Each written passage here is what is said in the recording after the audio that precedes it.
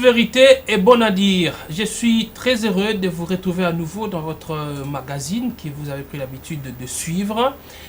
Nous revenons aujourd'hui avec un sujet intéressant, un sujet concernant le pays, aussi avec un invité que vous avez déjà suivi dans cette émission, mais il revient pour dire des vérités sur le pays, des vérités sur le président de la République, des vérités sur l'arrière-pays, ce que la population est en train de suivre. Nous recevons aujourd'hui le professeur André Mbata. Il est professeur des universités, député national, élu UDPS de la circonscription électorale de Dimbélengue. Merci, prof, d'avoir répondu à notre invitation. Merci de m'avoir invité une fois de plus et meilleurs vœux. Merci à vous autant. Acceptez-vous, professeur, de nous dire la vérité, toute la vérité et rien que la vérité? Bon, je vais dire la vérité, même si évidemment la vérité est relative. Voilà. Actualité oblige, professeur, nous sommes obligés donc de commencer par ces sujets qui défraient déjà la chronique. Pendant que nous sommes en train d'enregistrer cette émission, le président de la République se trouve en Grande-Bretagne, à Londres, où il prend part à des assises importantes. Mais le dimanche, il s'est entretenu avec la communauté congolaise vivant dans cette partie du monde. Le président a tenu un discours en lingala. Moi, je ne suivais même pas. Il y a quelqu'un qui m'a appelé pour me dire « Est-ce que tu es en train de suivre le président? Connecte-toi sur telle radio. » Le président est en train de tenir un discours va-t-en-guerre. Comment avez-vous personnellement analysé ce discours du président de la République? Bon, merci beaucoup. Effectivement, vous l'avez dit, le président s'est prononcé, il a tenu son discours en lingala, qui est une langue nationale, c'est-à-dire il s'adressait aux compatriotes, aux Congolais, et spécialement ceux de la diaspora. Bon, moi je ne dirais pas qu'il n'y avait pas de discours va-t-en-guerre. Mais vous savez, au terme de la Constitution, l'article 69, le président de la République représente la nation. Donc c'est un chef de l'État qui s'exprime en lingala devant une fraction de son peuple et qui réalise qu'il vient de terminer, qu'il termine bientôt une année de mandat et qui en même temps sent les frustrations de son peuple. Vous savez, le président de la République représente la nation. Et vous avez dit que je viens aussi de l'intérieur du pays, j'ai vu les choses sur place. Il y a de quoi être exaspéré, il y a de quoi. Donc quand vous avez vu ces gens-là souffrir, il n'y a pas de route, il n'y a pas ceci, les attentes sont nombreuses. Et je crois que le président de la République porte sur lui tous les espoirs de ses compatriotes et aussi toutes les frustrations. Donc c'est un président qui s'exprimait normalement devant une partie de son peuple, nos compatriotes de la diaspora qui sont à Londres en Grande-Bretagne.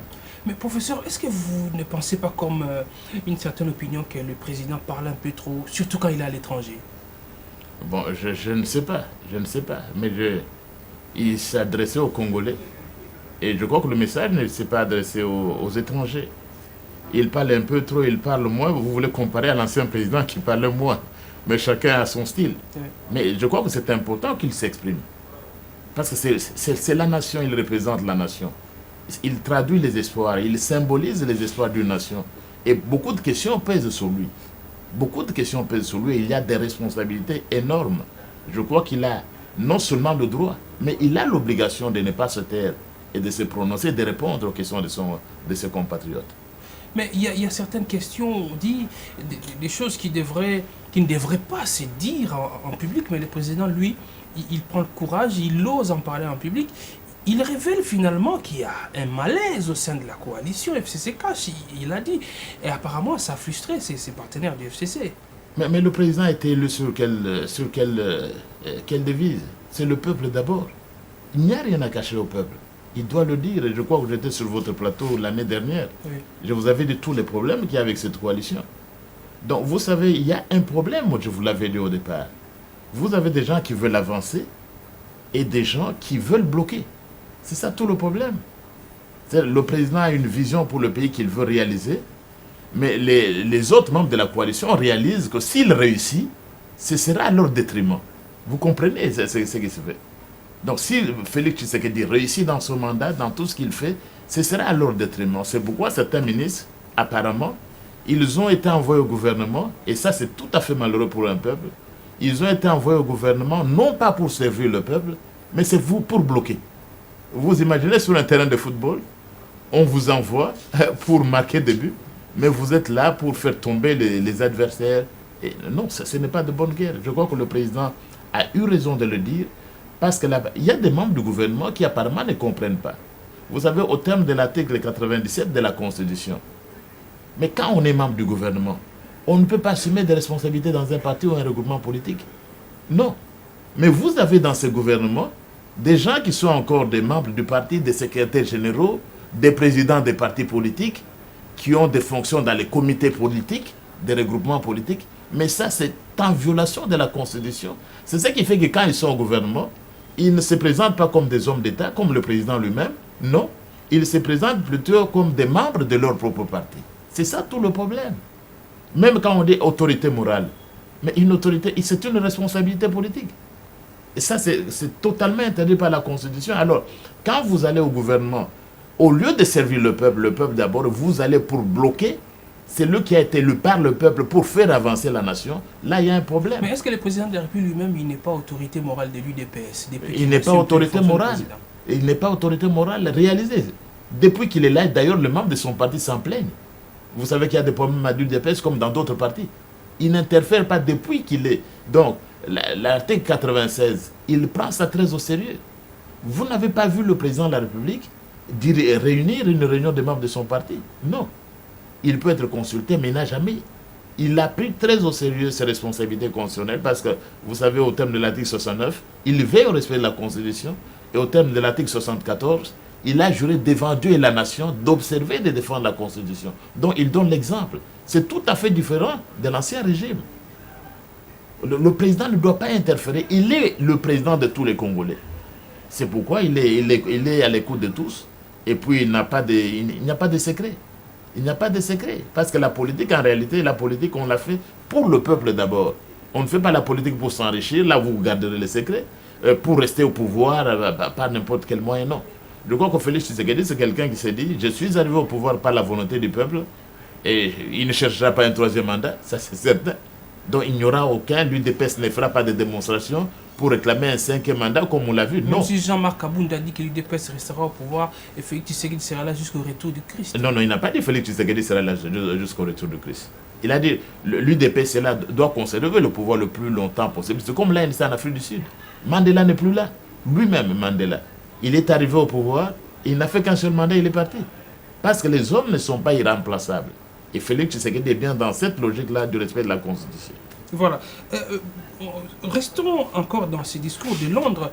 Mais est-ce qu'en parlant de la sorte, le président ne nous démontre-t-il pas qu'il y a un conflit visiblement entre lui et son prédécesseur, Joseph Kabila, qui est chef de file du Front commun pour le Congo? Il n'a peut-être pas voulu le citer directement, mais à aller au-delà de ce que le président a dit, on dirait que visiblement, les courants ne passent plus très bien entre les deux personnalités, comme cela a été le cas au début. Bon, il n'a pas cité le sénateur à vie, mais ce qui est certain, lorsque vous voyez par exemple le président prendre des initiatives, prenons les ordonnances qui nomment les mandataires dans les entreprises publiques, un ministre du portefeuille refuse de notifier. Est-ce qu'il il n'y a pas un problème? Et ce ministre va dire qu'il refuse de notifier sur base des instructions qu'il a reçues des autorités de son parti. Je crois que vous avez tout compris. Sinon, les ordonnances qui ont d'ailleurs été publiées au journal officiel, le ministre allait signer rapidement. Non, ils ne le font pas. Parce qu'ils disent que c'est sur instruction de leur autorité morale ou de je ne sais qui. C'est qu'il y a un problème, c'est qu'il y a des gens manifestement pour bloquer le président de la République. Et le président de la République doit nous rendre compte. C'est l'élu de la nation. Et même le 24, le président doit rendre compte. Nous n'avons plus affaire à un président qui dirige par défi comme on en a eu pendant 18 ans. Et Félix Tshisekedi, ce n'est pas un président de plus qui dirige par défi. Il est là, il a compris qu'il est venu au service du peuple. Et le plus important, pour lui, c'est cela. Et le plus important pour Félix Tshisekedi, ce n'est même pas de se pérenniser au pouvoir. Félix Tshisekedi, c'est quelqu'un qui est là pour l'intérêt du peuple. Et lorsqu'il va réaliser s'il faut choisir entre la coalition et le peuple d'abord, le choix est clair. On ne discute pas. C'est le peuple d'abord. Vous savez, nous sommes de ceux qui ont toujours il y a une vie après la présidence. Mais Félix Tshisekedi sait qu'il y a une vie après la présidence, qu'il a un mandat pour servir. Et après, il va se retirer. On ne fera pas ce que l'ancien parti a fait. Non. On ne fera pas tout ce que vous avez rencontré. Donc, c'est vraiment une ère nouvelle qui s'est instaurée dans ce pays. Il est là pour servir destitution, ceci, cela, il s'en fout. Le plus important, c'est assumer un mandat, c'est servir le peuple d'abord. Et c'est dans ce sens-là, il doit rendre compte, il doit nous rendre compte aux Congolais de l'intérieur, et là, c'est la diaspora. C'est une partie de nous-mêmes. Il doit également rendre compte aux Congolais de l'étranger qui se plaignent sur la double nationalité, les frais de douane. Bon, vous allez ici dans nos aéroports, le go passe de $50, on ne sait pas où va cet argent-là. Mais ils se plaignent. Et quand ils se plaignent, le président de la République, comme père de le représentant de la nation, doit répondre. C'est ce qu'il a fait à Londres.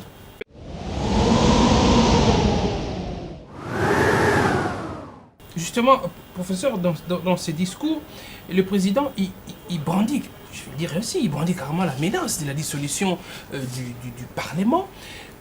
Je voudrais m'adresser aux spécialistes de droit que vous êtes, aux spécialistes de la Constitution que vous êtes, professeur, éclairer l'opinion. Quand est-ce que le président de la République peut dissoudre le Parlement? Bon, c'est l'article 148 de la Constitution qui dit que le président, lorsqu'il y a conflit, une crise persistante entre le gouvernement et l'Assemblée nationale, il peut, après avoir consulté le président de deux chambres, il peut dissoudre l'Assemblée nationale. Mais il n'a pas dit qu'il va dissoudre. Je crois qu'il faut tranquilliser les gens, parce qu'il n'a pas dit. Mais ce qu'il faut dire, c'est que l'article 148 lui donne ce droit-là. Lui donne ce droit-là. Mais il n'a pas dit qu'il veut dissoudre. Je crois, dans mon sens, dans mon entendement, c'est une interpellation. Une interpellation adressée aux députés de toutes les tendances, FCC, Cash ou Lamouka, qu'ils sont là pour servir le peuple d'abord. Si vous ne servez pas le peuple d'abord, eh bien, on peut dissoudre. Mais ça aurait des conséquences très malheureuses pour tout le monde. Parce que qui est prêt à aller aux élections aujourd'hui? Nos amis du FCC savent que si on va aux élections aujourd'hui, ils ne reviendront pas. Non, ils ne reviendront pas. On a vu ce qui s'est passé à la Cour constitutionnelle. Tout le monde a peur. Donc, il ne faut pas... Il a ce pouvoir-là, c'est un pouvoir constitutionnel. Alors, il a dit qu'il ne va pas dissoudre, mais il a ce pouvoir. Mais est-ce que c'est un pouvoir qu'il peut exercer seul, ou quand la Constitution parle des avis, de la consultation des présidents des deux chambres, ça veut dire quoi exactement? Bon, il doit les consulter. Les deux peuvent refuser, ou ils n'ont qu'à... Il doit les consulter, mais il n'est pas obligé de suivre ce qu'ils ont dit. L'avis est obligatoire, mais non conforme. C'est-à-dire, il va vous demander, monsieur, je veux dissoudre. C'est ça le plus important, c'est vous demander. Mais il n'est pas lié par l'avis que vous allez lui donner. Donc, n'entrons pas dans ce débat-là. Il peut être très malheureux pour tout le monde, parce que le FCC, si on va aux élections, il n'aura pas la majorité qu'il a. La plupart des députés qui parlent trop à l'hémicycle, ils ne vont pas, parce que le peuple ne va pas leur envoyer le mandat. Mais rien ne garantit que la majorité ira du côté des Cash non plus. Non, la majorité ira du côté du peuple. La majorité ira du côté du peuple. Ça, c'est certain. Ça, c'est certain. Donc, ce n'est pas une bonne chose. Parce qu'il a effectivement ce pouvoir-là. Alors, le temps que vous puissiez vérifier si son ordonnance est conforme ou non à la Constitution, ce sera trop tard. Parce que la CENI aura 60 jours pour organiser de nouvelles élections. Donc, qu'on n'amène pas vraiment Félix Tshisekedi sur ce terrain-là. C'est très dangereux pour tout le monde.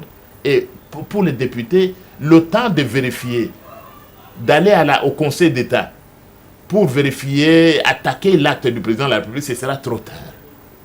Donc, je ne pense pas, il faut calmer la situation. Le président n'a pas dit qu'il va dissoudre, mais il a rappelé, on ne doit pas non plus ignorer qu'il a ce droit-là constitutionnel de le faire, mais c'est un rappel aux députés, aux membres du gouvernement, pour qu'on travaille dans l'intérêt du peuple d'abord. On n'est pas élu pour servir un parti. Vous savez, même au parti, le mandat impératif est nul. Je suis de l'UDPS. En tant que député, si je reçois un ordre qui ne va pas dans le sens du peuple, il est nul. Je refuse. Mais on a comme l'impression que nos amis du FCC, chez eux, le mandat impératif vaut. Parce qu'on nous a dit dans le parti, nous devons appliquer. Non, c'est une violation de la Constitution. Moi, je suis de l'UDPS, je n'ai pas toujours appliqué tous les mandats que je peux recevoir de l'UDPS, parce que je comprends la Constitution qui dit clairement que le mandat impératif est nul. Et si vous recevez un mandat anti-peuple, un mandat dans le sens d'achever ce que j'ai toujours appelé l'inanition de la nation, hein, mais ce serait un mandat nul. Nos amis doivent comprendre que ce que le président de la République a dit à Londres, ce n'est qu'une interpellation. Une interpellation à chacun de s'assumer et de comprendre qu'il est au service du peuple d'abord, et non pas à son propre service, au service d'un parti politique ou au service d'un regroupement politique. Professeur, le gouvernement est constitué à majorité des membres du FCC, le Parlement également. Est-ce qu'il peut être facile pour le président de la République de démontrer qu'il y a conflit entre le gouvernement et l'Assemblée nationale, les deux étant issus d'une seule ou d'une même famille, ou est-ce que les conflits dont le président de la République est en train de redouter sera plutôt un conflit entre la présidence de la République ou le président de la République et le gouvernement? Je ne veux pas aller, c'est trop tôt. Hein? C'est trop tôt d'aller là-dedans. Mais il n'a pas besoin de vous démontrer qu'il y a conflit. C'est lui qui a l'initiative. C'est à vous d'attaquer par après qu'il n'y a pas conflit. Mais ce sera trop tard. Donc qu'on n'aille pas dans ce sens-là parce qu'on est majorité au gouvernement ou à l'Assemblée nationale, je dis à nos collègues du FCC, c'est très dangereux pour les ministres. C'est très très dangereux. Parce que ce n'est pas un président marionnette. Ce n'est pas un président qui est là pour inaugurer les chrysanthèmes. La Constitution de la République lui donne des pouvoirs. C'est lui qui assure la continuité de l'État. Et vous comprenez même, la continuité de l'État n'est pas assurée par l'Assemblée nationale. Et n'est pas assurée par une autorité morale ou par le gouvernement. C'est lui, Félix Tshisekedi, en tant que président de la République, qui assure, lui, l'individu, l'institution, la continuité de l'État. Et ça a des implications. Donc, je crois, jouer avec les décisions présidentielles, c'est un peu jouer avec le feu. Et pour les membres du gouvernement, et pour les députés que nous sommes, il faut suivre le message du président de la République très attentivement, comme une interpellation, parce qu'il n'a pas à vous prouver qu'il y a un conflit. Ce n'est pas vous qui va prouver qu'il y a une crise persistante entre l'Assemblée. Tous les débats qu'on a là, qu'on laisse, c'est prématuré, mais j'ai dit ce que je disais au départ. L'intention du président, c'était d'interpeller tout le monde, de se mettre au service du peuple d'abord, et non pas au service d'une autorité morale, au service d'un gouvernement ou d'une Assemblée nationale. Vous comprenez, mon cher ami? Le président, des gens doivent comprendre qu'avant de tenir une réunion, il ne faut pas aller dans une ferme. Ce n'est pas normal.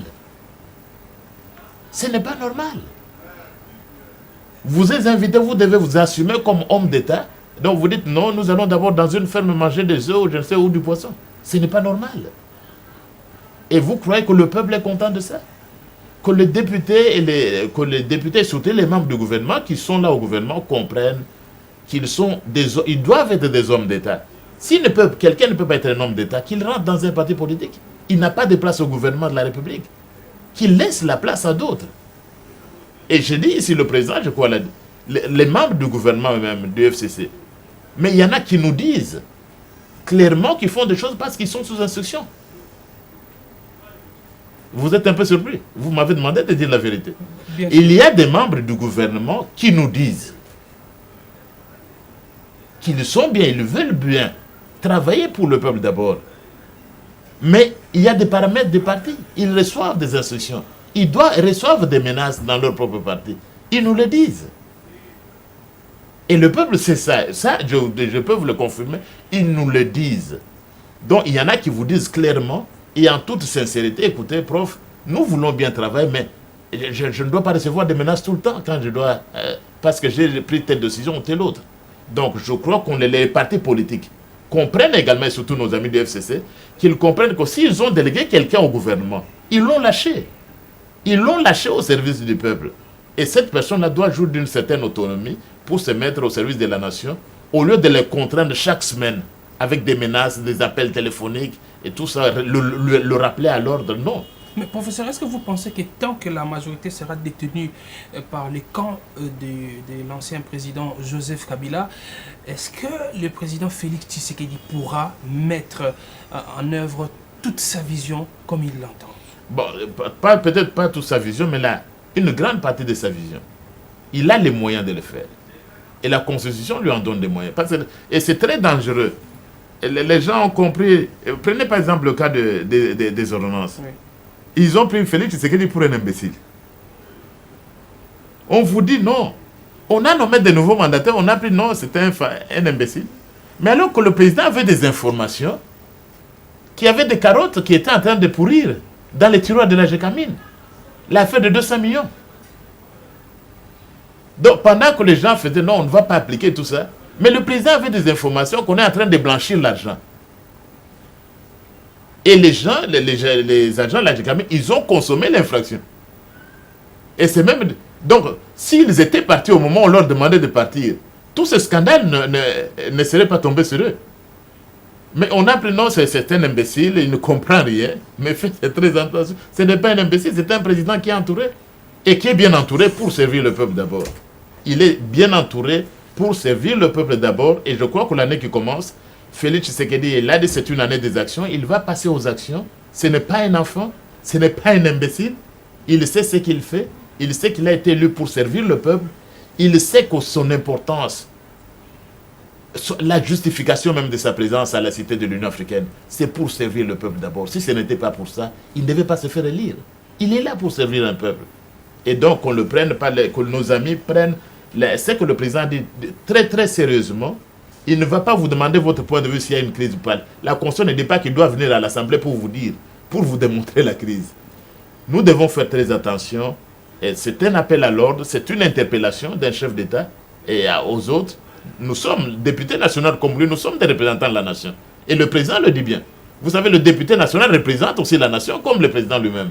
Donc le président fait cette interpellation aux gens qui représentent la nation comme lui pour lui dire, écoutez, nous avons été élus pour servir la nation, mais attention, la même nation au terme de la Constitution m'a donné le pouvoir de dissoudre l'Assemblée nationale s'il le fallait, mais il n'a pas dit qu'il va dissoudre, il n'a pas dit qu'il va le faire, mais c'est une interpellation très importante à prendre très au sérieux, comme cette autre interpellation adressée aux membres du gouvernement qui se comportent plus comme des militants, des tambourinaires d'une certaine autorité morale ou d'une certaine hiérarchie, au lieu de se mettre au service du peuple d'abord.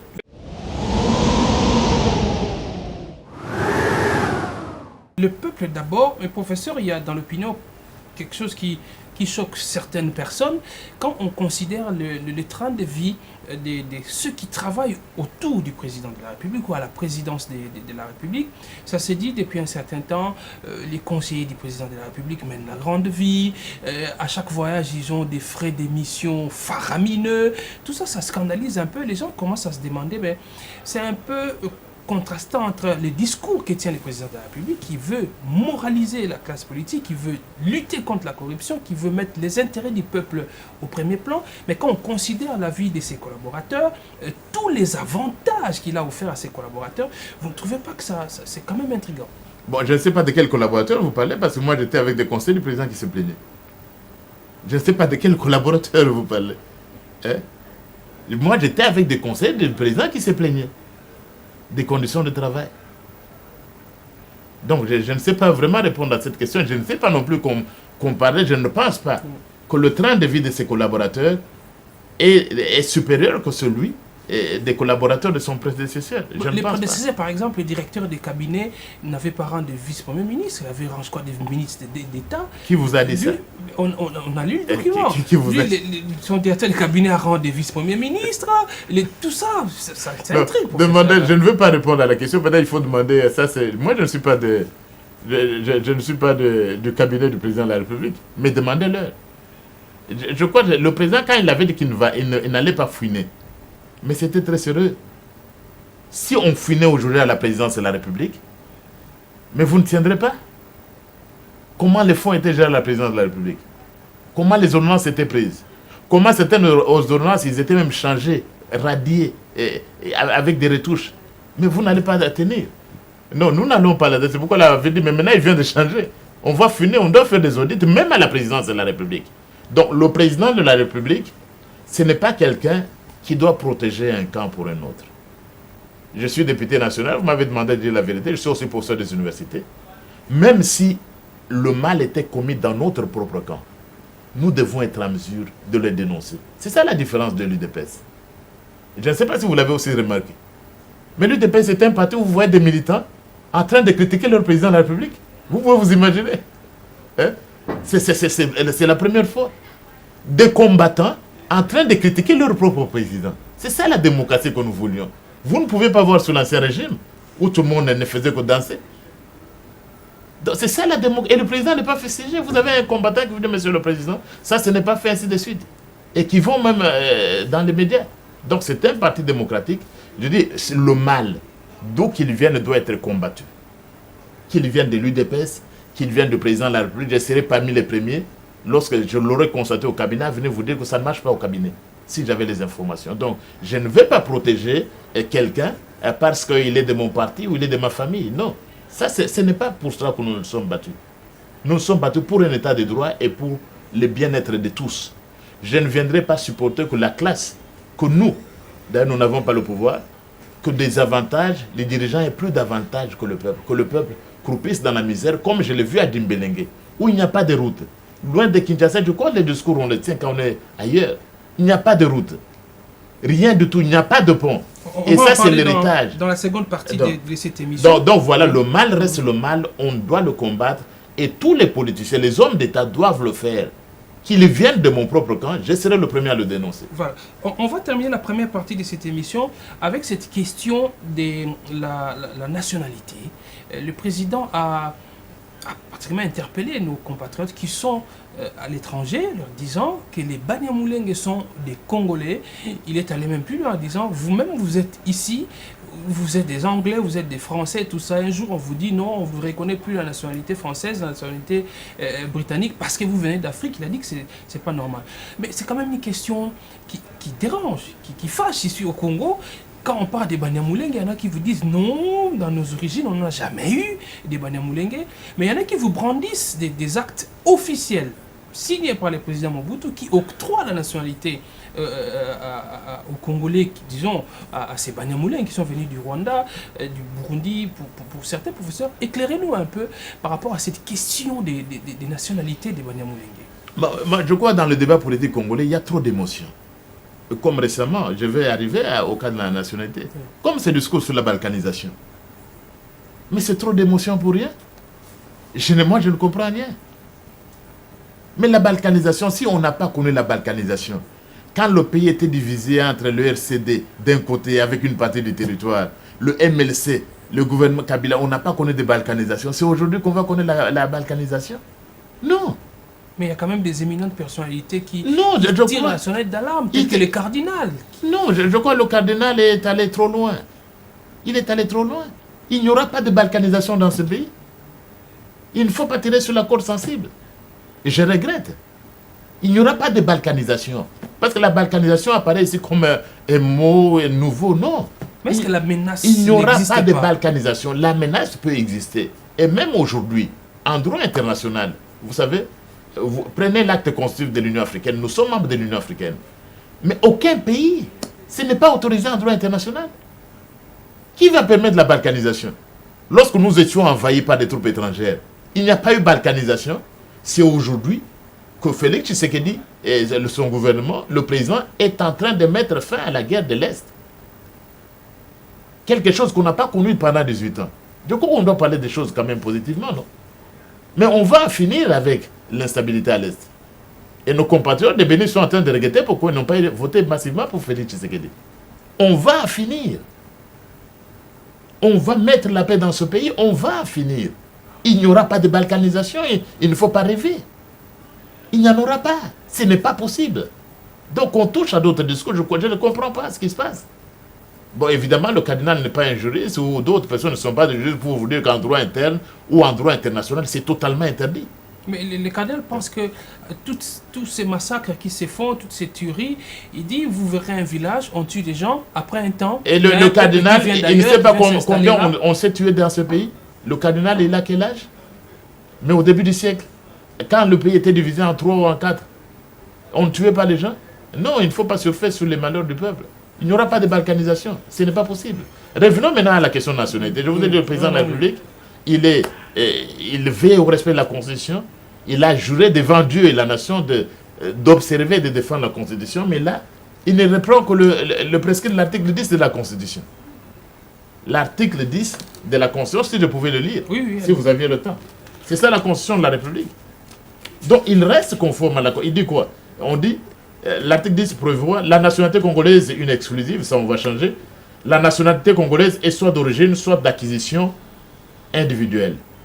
Et congolais d'origine, toute personne appartenant au groupe ethnique dont les personnes et les territoires constituaient ce qui est devenu le Congo.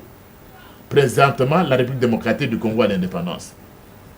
Mais les rwandophones, qu'ils s'appellent Banyamulenge ou d'autres, ils existaient avant l'indépendance sur notre territoire. Ça, c'est l'article 10 de la Constitution. Donc le président de la République n'invente rien. Je ne vois pas pourquoi ça devait susciter un débat. Et qui a reconnu cela? On ne revient plus aux ordonnances de Mobutu que vous aviez évoquées tout à l'heure. Mais l'article 10 de la Constitution, approuvé par référendum, par notre peuple. C'est notre peuple qui a décidé. Ils sont congolais. Mais alors, ils sont congolais avec l'obligation également de loyauté à l'État congolais, comme tout citoyen congolais. Ils ont le devoir de loyauté. Ils doivent servir le Congo et non pas d'autres pays. Pensez-vous qu'il serait malsain de Ouais. dire qu'ils sont des Congolais d'origine rwandaise, par exemple? Non, ils sont congolais d'origine. La Constitution a dit quoi? Parce qu'il n'y a pas que. Il y a des Congolais d'origine angolaise. Ouais. Il y a des Congolais d'origine centrafricaine. Il y a des Congolais d'origine zambienne. Il y a des Congolais d'origine soudanaise. Nous n'allons pas préciser. Un Congolais d'origine, c'est ce que vous et moi, nous avions écrit dans la Constitution. Et le président de la République, comme garant de la Constitution, il ne fait que reprendre, comme serviteur de la Constitution, c'est que nous, le peuple congolais, le peuple d'abord, nous avions décidé dans la Constitution. Donc c'est un débat qui n'a pas de sens. Mais évidemment, nous demandons aux Banyamulenge, comme à tous les Congolais, d'être loyaux envers l'État, de servir d'abord l'État congolais. Mais ceux qui trahissent le peuple congolais, il n'y a pas que les Banyamulenge, il y a des Congolais qui ont détruit. Il y a des Congolais qui ne sont même pas dans le groupe ethnique, ne sont même pas dans d'autres pays, qui ont détruit leur propre pays. Donc, c'est un faux débat. Le président de la République n'a fait que reprendre ce que nous, peuple, avons consigné dans la Constitution. L'article 10, ils sont Congolais. On n'a pas allé les montagnes de Mulenge, ça n'existait pas, la géographie. Ça, c'est un débat inutile. Dès lors qu'à l'article 10 de la Constitution, nous avons décidé, nous, peuple congolais, à qui revenait la nationalité congolaise d'origine.